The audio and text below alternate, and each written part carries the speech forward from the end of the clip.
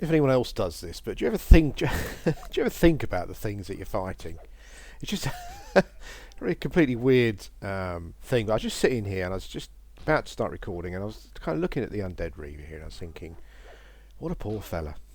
You know, he hasn't got a good life, has he? He spawns here every night.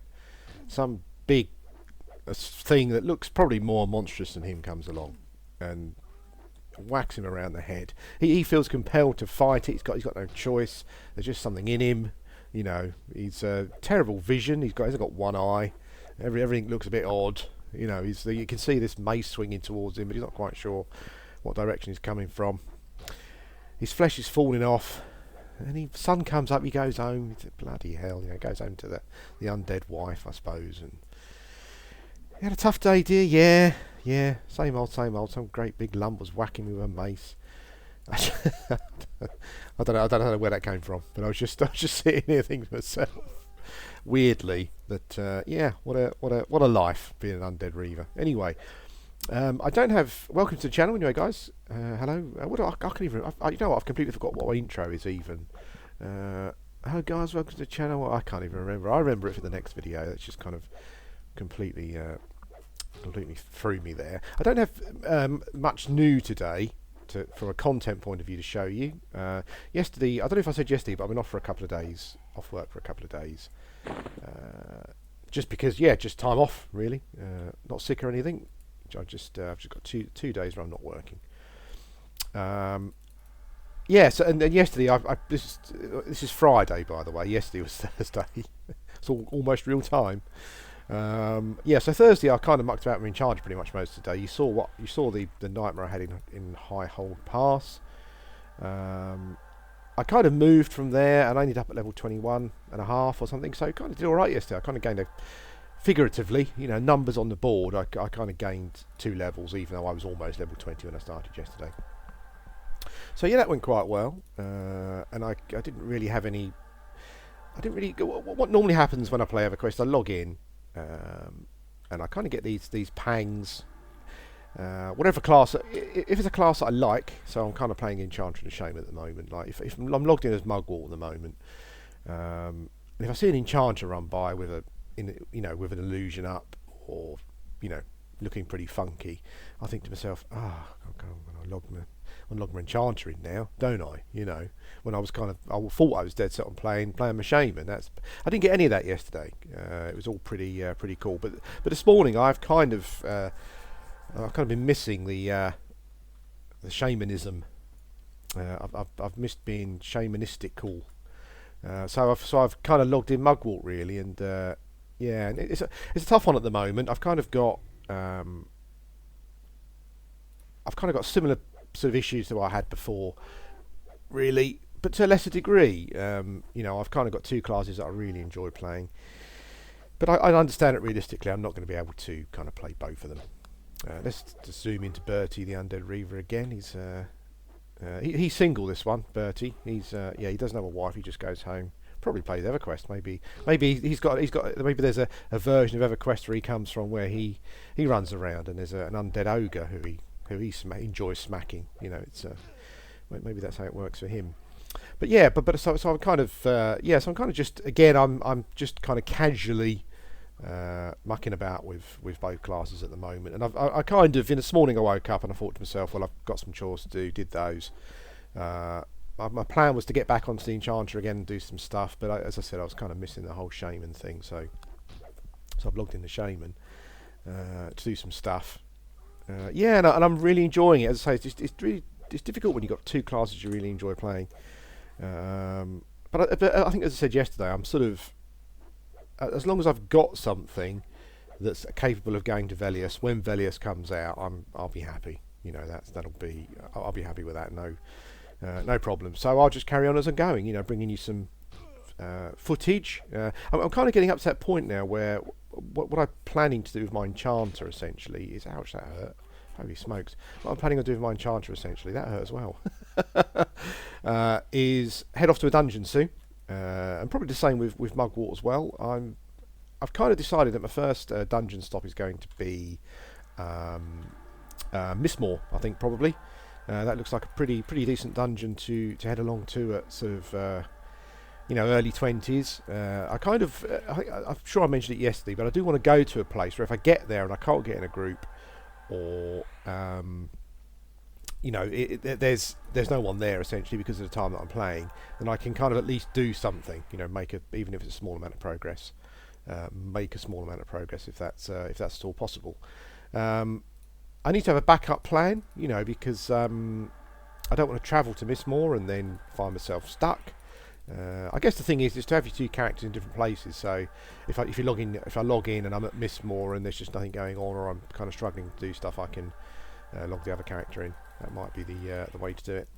But so the dungeon stuff is planning on happening soon, and as I said, Mistmore will probably be the first port of call, probably for the Enchanter, I think. But we'll see how we go. Maybe I'll kind of go against what I just said and move both of them there, because maybe at least one of them will be able to do something, whether there are people there or not. I'm not familiar with the zone, but I'm kind of hoping that my Enchanter maybe level 24, get some new spells, head over there.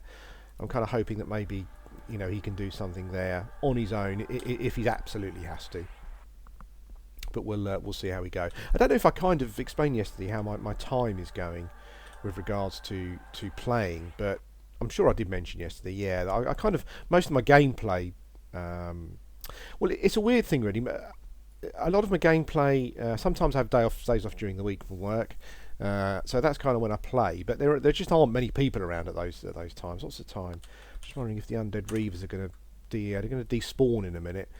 So I won't pull one. It's really annoying pulling an undead reaver or null reaver, and you're not quite aware of the time because they kind of swap around at night and in the morning. So they kind of despawn and spawn depending on, obviously the undead ones spawn I think about 8 p.m. And they go about 6 a.m. or so. So yeah, it's, quite a number of times I've pulled them and suddenly realised that they're about to go. Yeah, and actually on my Enchanter, he was here for a level. I pulled a couple of undead ones at the wrong time, and they both sort of poofed on me basically, just as I was about to get some experience. So that's quite frustrating. So that's my plan. That's what I'm planning on doing. I'm almost level, as you can see, I'm almost level 20 here with Mugwort, and I'm trying to come up with some names, some surnames for my characters. Mugwort, I've kind of got a long list of them. I basically went to some sort of herby botanical fungi kind of websites to find names. Mugwort something. I'm not quite sure yet, but it'll probably fit in with the whole potion making kind of ingredient type thing that I'm going for with him. So yeah, we'll see how we go. Same as yesterday. I'm just splitting the time between the two characters at the moment until sort of things clear themselves up. What I'm planning on doing, and it's a super long term goal. But I've kind of, sort of at home you get a bottle on the shelf, and you kind of put your change in it for for something you want, and then when it's full up, you break the bottle to get all the change out, that kind of thing. Well, I'm kind of setting up my very own fungi fund, because sort of loaning a friend's fungi tunic for a short period of time, it's kind of, and I know in the past I've sort of twinky and anti-twinking and all that kind of stuff, and it's kind of something that I kind of have got into a bit, it's but the whole sort of loaning the fungi thing really just really made me realise just the potential of a shaman. I mean, I know that a lot of people use fungis on their monks and tanks and that kind of thing, and it's just because they've got no bloody healing, and it makes such a big difference to them. But yeah, having that kind of just made me think ahead of maybe really kind of think about the potential of a shaman with your chloroplast and your fungi and your mana regeneration. Just sort of frightening, and it kind of quite suited what I was kind of going for with Mugwort. Really, it's weird how the size of a model can just have an impact on how you feel in the world. It's really weird. I'm pretty sure that the frontal stun immunity is probably going to be useful at some point. The forums are always split on it. Whenever it says what's best race for a shaman, it's normally between the troll and the ogre. And if you're thinking about Velius, the Ixar apparently is pretty awesome. But some people say the regeneration is better than the frontal stun. I've got no idea because I've never played an ogre before. And I'm sure that the frontal stun thing doesn't have any. There are no physics involved. There's no physicality in the world where the ogre, particularly from a weight point of view, is that's how it's happening. I'm sure it's just numbers. But it's awesome. You do feel more solid in the world. The size of the model. When I'm in combat with things, I feel a lot more confident about his sort of ability to soak up a beating. I guess some of that is down to the equipment. As you can probably see, I've given him most of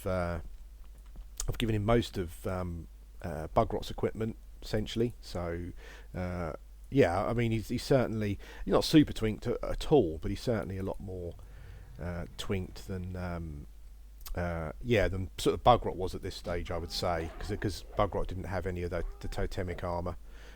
Just saying that, I do love the way the totemic looks on the ogre. It's kind of obviously you've got this big skull head at the front, but yeah, I like the colour. It's like a rusty sort of colour, and I'd quite like to get back to sort of doing those quests at some point and get a full set, because I'd quite like, as a fashion statement, just to potter around Norath, in a suit of full totemic. That'd be pretty awesome.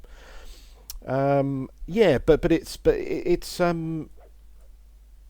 I was saying, I've kind of lost track of what I was saying there. But ultimately, I've kind of set up this fungi fund because I want to get myself a fungi tunic. Obviously, it's a pipe dream. It's probably never going to happen. But I kind of wanted to set myself like a long-term, big, probably even unrealistic goal. Because I think that's quite important.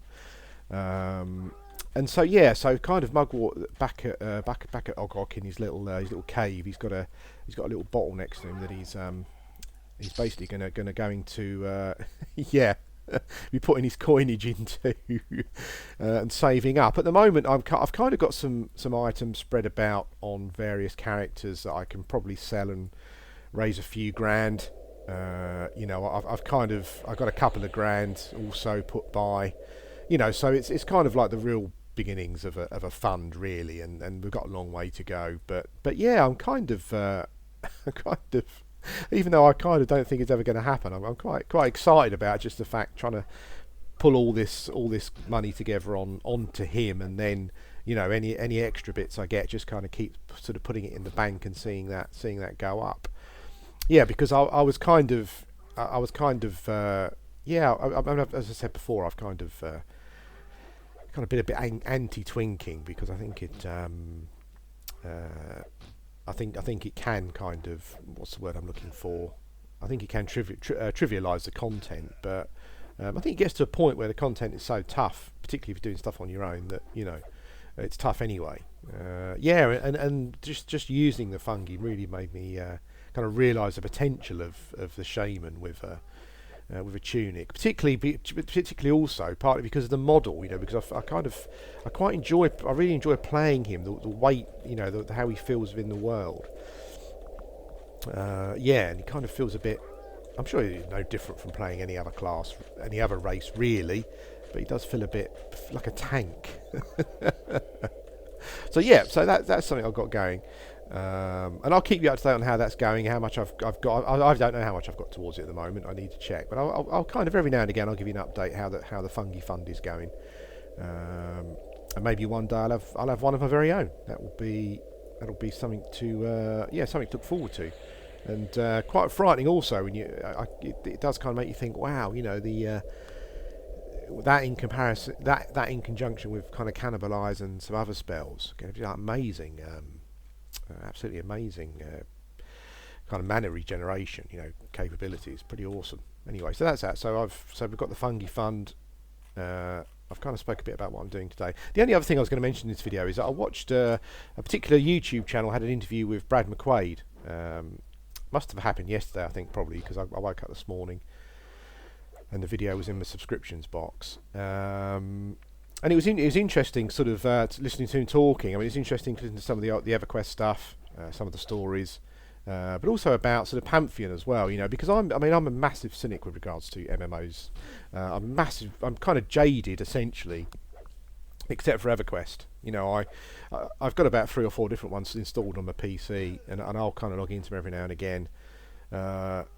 I don't really spend much time there. I'll probably spend more time in Lord of the Rings Online than anywhere else other than EverQuest. But that's because it's Tolkien, really, and kind of that. Even though it might not be, super duper accurate, that wins out really. Just the fact that it's Tolkien based, So that's the one I spend the most time in outside of EverQuest. But yeah, it was interesting listening to him talking about Pantheon, and I think that I won't go into too much detail because the video's on YouTube, so you can sort of watch it yourself. But I think the most interesting point, the most interesting point was the fact that they're trying to recreate something with a similar feel to EverQuest. They feel that things like corpse recoveries and that kind of thing are kind of important for building communities, building friendships, and sort of social play within an MMO. And so it appears as though they're kind of they're kind of looking at doing what it feels as though, from what he was saying, the way I took it was that we're taking a lot of the values that we put into EverQuest, including difficulties, and the inconveniences, and we'll probably tone them down a bit. That's kind of the impression I got. So it depends on how EverQuest light they go, really. That's the thing. But that was what I took away from the interview, is that a lot of the stuff that was in EverQuest and that made EverQuest originally, they're looking at putting into Pantheon. But it did sound as though that it did sound as though that they would be toning those things down a bit, just so that it doesn't scare people off too much. Personally, I would quite happily play something that was as unforgiving as EverQuest. That's what I would be looking for. But I think it was nice to hear that they're at least trying to take some of those values across, and create a game that's. He did say that he for years, years and years, 15 years, he'd been getting letters from people saying, "Can you go and create something similar? Something that has got those EverQuest values, have got the challenge and the difficulty level." So you kind of hope that the reason he's doing it is partly because of some of those letters, and emails, and that's kind of the way that they want to take it. As I said, slight concern because there is I think that it's difficult really, because when you're creating an MMO now. Well, one of the things I did disagree with him was that he was saying that all the MMO developers, and including one that I played in beta recently, and World of Warcraft and all that kind of stuff, they're not kind of hamburger companies just trying to get everyone who likes hamburgers to come and play their game. Well, I think he was saying that as a developer sticking up for fellow developers, and I didn't agree with that. A lot of the companies developing MMOs now are essentially burger companies, and they want to get they'll do anything to get you to come and taste their burger. Basically, that's how it seems to me anyway. I know I'm cynical old git, but I don't feel that's too far from the truth, really. And he kind of said that that's not the case, and that was something that I didn't really agree with. But I think the thing with making an MMO nowadays is that you kind of need to. It depends on what way you're going to go. He's kickstarted, so the money's kind of coming from the players essentially, and obviously some coming from other areas as well. You'll get companies putting money into it. Obviously there'll probably be a publisher, I'm assuming. But the problem is I think with MMOs, it's difficult to have a middle ground. You either create something like a niche game for people like us who want the challenge that the old EverQuest Classic used to provide, or you kind of go the other way and you become the McDonald's of the MMO world, which is something like World of Warcraft is really. They're chucking everything on their burger, or they have done in the last few years, just to get people to come and give it a try. It's you want Pokemon, yeah, we'll do that. You want this, you want achievements, yeah, we'll do that. It's absolute fucking mess of a game. But yeah, but that was the impression I got. You know, that there's going to be it's going to be EverQuest, but we want to bring across some of those values, particularly ones that sort of, you know, from a community building point of view, and making you interact with people, which, you know, oh god, it's not good for me then. But I'd still happily play that game. Yeah, so that's kind of what they're looking at doing. But it must be difficult, you know. I don't know if they'll try and find a happy medium between the hamburger and the you know, and the niche product that may only appeal to a few thousand people. That's the thing. I mean, when the product's finished, it's got to make money. So, you know, how niche, how specialised do you make it? That's the crucial thing, I think, for them. But actually, listening to the interview, I have to say that it made me go across to the Kickstarter page and have a look and see what options there are for for purchasing, basically. And actually, if you give me a second, I will point those out to you. It'd be interesting. I don't think it's happened yet, but I know that the Project 1999 guys have got an interview with him as well soon. So maybe they'll. The guy, I mean, the guy who did the interview. He's got a very big YouTube channel, but I'm not. You know, he all gets a bit sort of too gushy and whatnot for me, and I'm not into all that. I'd like to have. I mean, if I had some questions to ask Brad McQuaid, you know, I'd like to know sort of more about what he felt about the current state of MMOs. Probably defend them, but certainly the whole hamburger thing, you know. And also, I'd also be interested to know where for him EverQuest kind of finished, because I think he went back to the project, didn't he, for a while. But I know for a lot of us, kind of, you know, Luklin was the expansion where I think we started to get turned off. And I mean, he probably wouldn't say, in fairness to his colleagues who are still working on the game, but you know, it's certainly I'd be interested to know where he felt that where the real EverQuest kind of finished, and it turned into this more, you know, lots more sauce and tomato and all that kind of stuff on top. But it did sort of make me go across to the Pantheon page and just looking at the options. I mean, obviously it's Kickstarter, so you can put anything in you want, basically. But you got $10 up to $35. That seems to be the standard stuff. But then you got a $45 and a $55 pledge. It's weird because a $45 pledge, which is called the Explorer's Pledge, you kind of get an alpha invite with that and a digital copy of the game. But then there's a $55 one, but there was only 15 of those.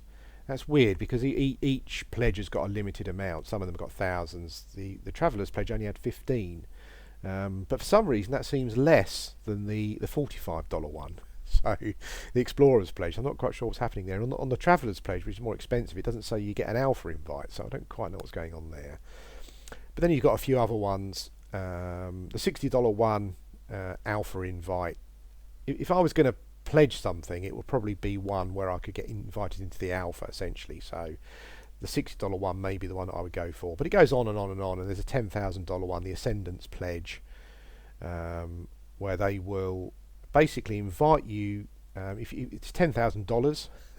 there's 3 of those, and there's 2 or 3 remaining, so someone has paid $10,000 for that.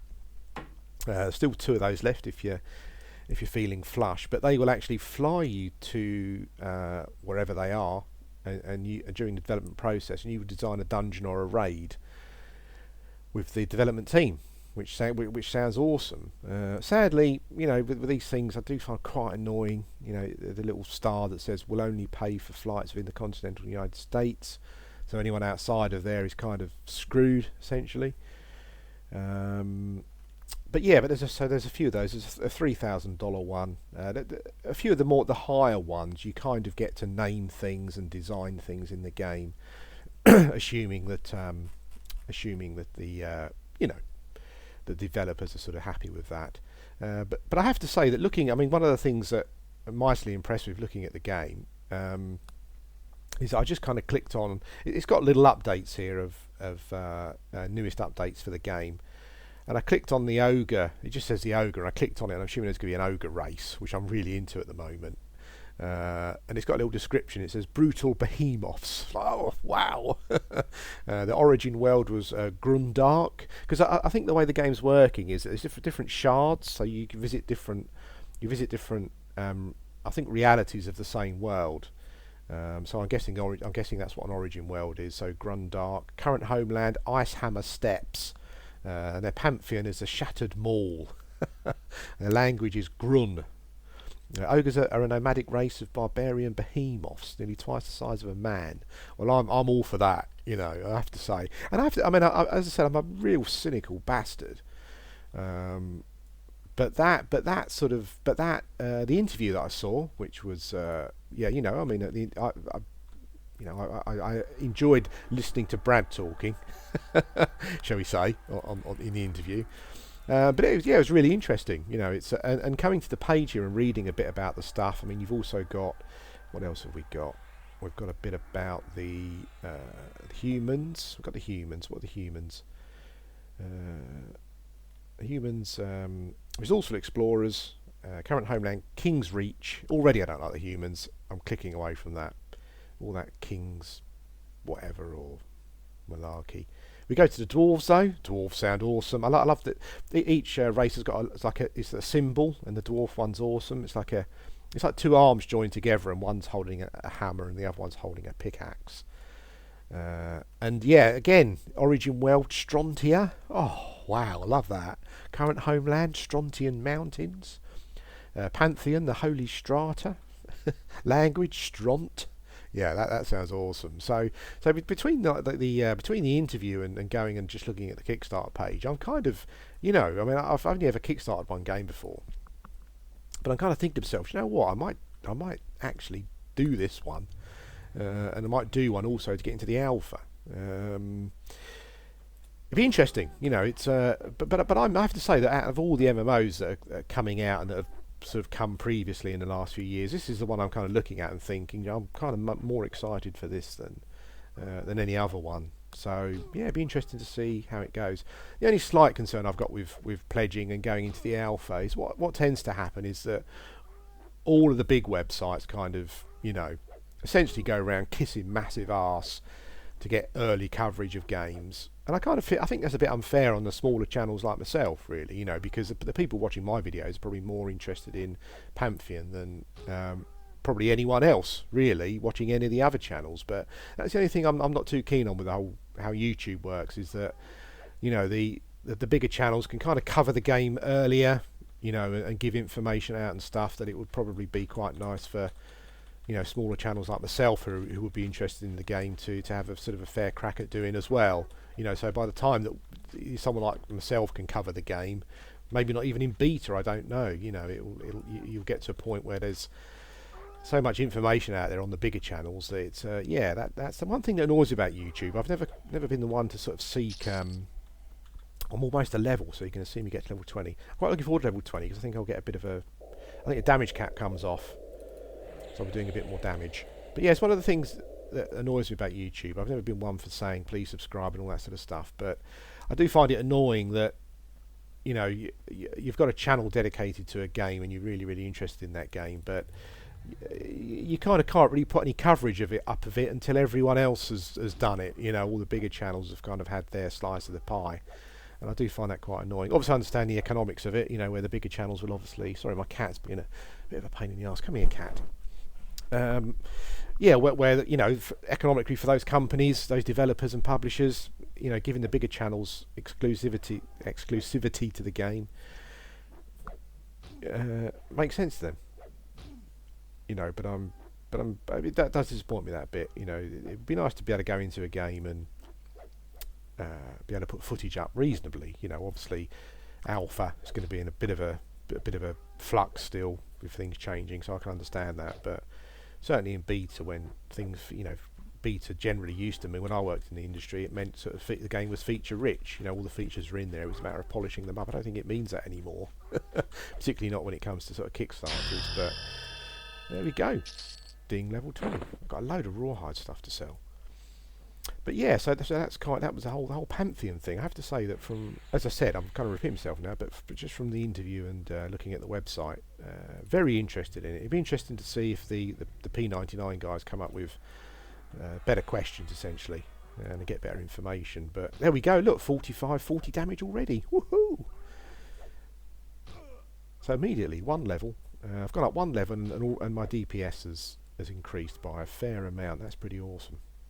Anyway, guys, okay, I'm going to stop the video here. And I do recommend having a check on that Brad McQuaid interview. Quite interesting. Kind of talks about Vanguard a bit and the disappointments with that. I hit for 40. One of my attacks was 49 there. Woohoo! Okay, yeah, I recommend having a look at that because they talk about Vanguard a bit, I should say, and the disappointments with that, and he kind of talks about them, kind of learning from their mistakes, that kind of thing. But yeah, I have to say, and I'm not normally one to do this, but have a look at the interview, have a look at the Kickstarter website because it does look pretty interesting. But that's it. It's Friday morning. I'm going to be sitting here for a bit, I guess. I'll try and get this video up as soon as I can, actually. So yeah, if you're about, give me a shout in game. What I was going to, maybe we can sort of duo or something or whatever. What I was going to say, I was briefly talking about the times that I'm playing are a bit weird. Because I think it's important, really, because I do get quite a lot of messaging in game, which is brilliant. And occasionally people want to do stuff. And I'm sure I've covered this before, but the times are weird because, as I said, I kind of normally get a day off in the week where I'm not working, so I'll play during the day, and it's difficult for other people to play at those times. I'm playing UK daytime, which is probably unsuitable for nearly everyone else, really, because people in the UK will probably be working. People in America will probably be in bed, so, and there are not normally many people on the channel at that time, so it's difficult. But I'm kind of in a situation at the moment where I'm kind of, I can play in the evenings as well, kind of UK time, so when people in the UK and Europe are getting home from work through the evening, and probably when some of you American guys have started to come online as well. But the problem I have is that in the evening, I don't have the consistent time. So like this evening I'll probably sit around playing a bit over the course of the evening, but I'll be getting up and down, so doing any kind of grouping is difficult, and that's kind of one of the problems that I face, really. One of the issues that I've got with the game is that a lot of my spare time where I can actually do something, I've got time to dedicate to it, is during the day UK time, and I know that's difficult for a lot of people. And in the evenings, if you see me on, normally I'm kind of up and down and I'm not fully concentrating on what I'm doing because there's other things going on in the house, obviously, because there's people home. So I just wanted to say that if you ever do message me and ask to do something, and I can't, don't take offence, because I'm going to throw myself into this whole grouping thing as much as I can. But don't feel that I don't want to group if you say hello and do you want to do something. It might just be because I can't. But certainly if you're around during the day UK time, and I'm on and you want to do something, I've probably got a few hours to dedicate to it, so give me a shout. But anyway, guys, I think in this video here, it's been pretty, it's not been a bad video actually, is it? It talked a bit about Pantheon and stuff. That's pretty cool. I don't know what the time is actually, because the Undead Reavers are higher. 2 PM, okay. The Undead Reavers are higher than these guys. So what I might do is just stick around and have another evening here, getting a bit of experience, and I might pop off somewhere else, and maybe if I go somewhere and it's interesting, might even do another video. You never know. Anyway, guys, thanks for watching, and I'll speak to you again soon.